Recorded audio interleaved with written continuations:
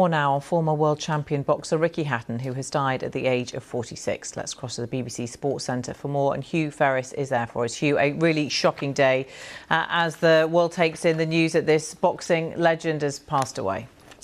Yes, at just the age of 46, as you mentioned, Samantha, and planning to make a comeback at the age of 47 in December this year with a fight planned for Dubai, a fight that friends say had him refocused and feeling happy as he was able to restart some sort of a training regime. It had led him to stay off the alcohol, which was synonymous with his professional career when he was a fighter. He would fight at 9 to 10 stone, and then he would balloon in weight between fights, enjoying himself in those months that he had off. And that perhaps is why, Samantha, you're having such a huge reaction to what has happened today, that we've learned of the death of Rikki Hаттon after Greater Manchester Police said this to us. Officers were called by a member of the public to attend an address in Hyde in Tameside at 6:45 this morning, where they found the body of a 46-year-old man. There are currently not believed to be any suspicious circumstances. It is not only the fact that he was a three-time light welterweight champion, uniting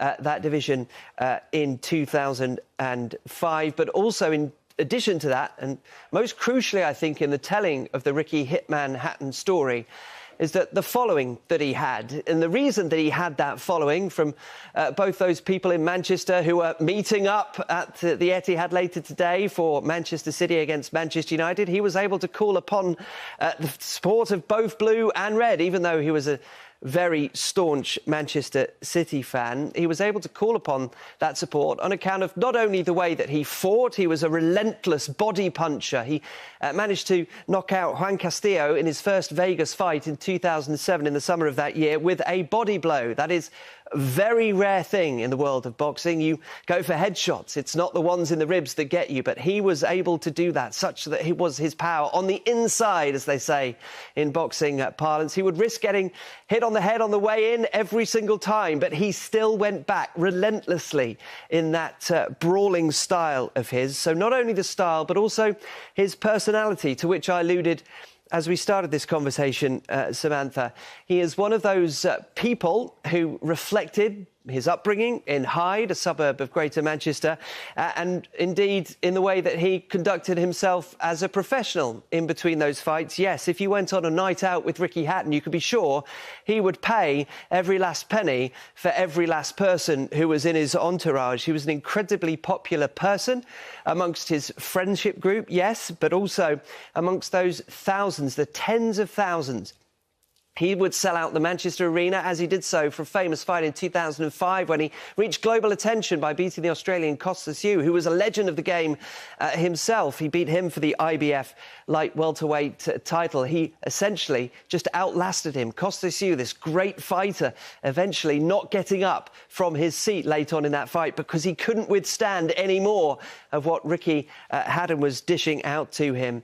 He would sell out the Manchester Arena, 20,000 plus there, but then he would take the same amount, it would seem, over to Las Vegas. He fought there 3 times, firstly in the summer of 2007 that I mentioned, and then he decided to take a step up in class. He fought Floyd Mayweather in the winter, in December of 2007. It was the biggest fight of that year, globally. Floyd Mayweather, for some, the best pound-for-pound fighter that has ever existed. And Rikki Hаттon suffered his first defeat in that fight. And then 2 years later, he tried again against another legend of the sport, Mэнni Pakьяо, and was rather emphatically knocked out on that occasion. He decided to call it a day, albeit briefly. 3 years later, he came back. It wasn't successful. He suffered a third defeat and eventually ending up with just those 3 defeats in his 48 professional contests, having won 4 world titles, 3 at light welterweight and 1 at welterweight. And between then and more recently, he has had issues. He has been in the news for having problems with alcohol, with drugs too. But we understand from friends today that because of that comeback fight in December of 2025, when he would have been 47 years old, he had returned to the ring. He was drinking less. He was said to be happy, but the problems clearly have been ones that have dogged him throughout his professional life. Let's see some of the reaction that we've been getting in. Taison Fьюri is the first, another Northwest world champion. R.I.P. to the legend Rikki Hаттон. Will only ever be one Rikki Hаттон. Can't believe this. So young Taison Fьюri, who came into the sport just as Rikki Hаттон was leaving it. From Frank Warren, who is Taison Fьюri's promoter. I'm extremely saddened, he said, to learn of the passing of British boxing legend Rikki Hаттon, a superbly talented fighter who inspired a generation of young boxers and fans in a way very few had done before, due to both his personality and the entertainment he provided in the ring. Chris Eubank Jr. is a current fighter and said, rest in peace, Mr. Rikki Hаттon. We salute you. A contemporary of his is Amir Khan, a silver medalist in the Olympics in 2004 and then going on to win world titles in the same weight division as Rikki Hаттon. A long message from Amir Khan, part of which saying, today we lost not only one of Britain's greatest boxers, but a friend, a mentor, a warrior, Rikki Hаттon. Again, from Bolton, Amir Khan, another Northwest Greater Manchester fighter that succeeded on the world stage. Rikki, thank you for everything, he goes on to say, for your fights, your moments of glory, your grit. Thank you for pushing us and showing us what's possible. Understandably, there's been reaction from those associated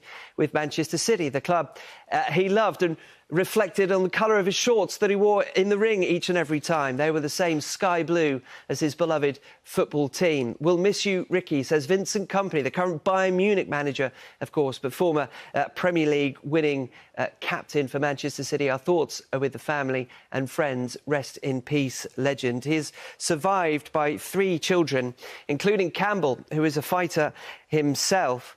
The alarm was raised last night when one of the other fighters that Rikki Hаттon trains was having an event, was due to fight at an event last night, and Rikki Hаттon was due to be there.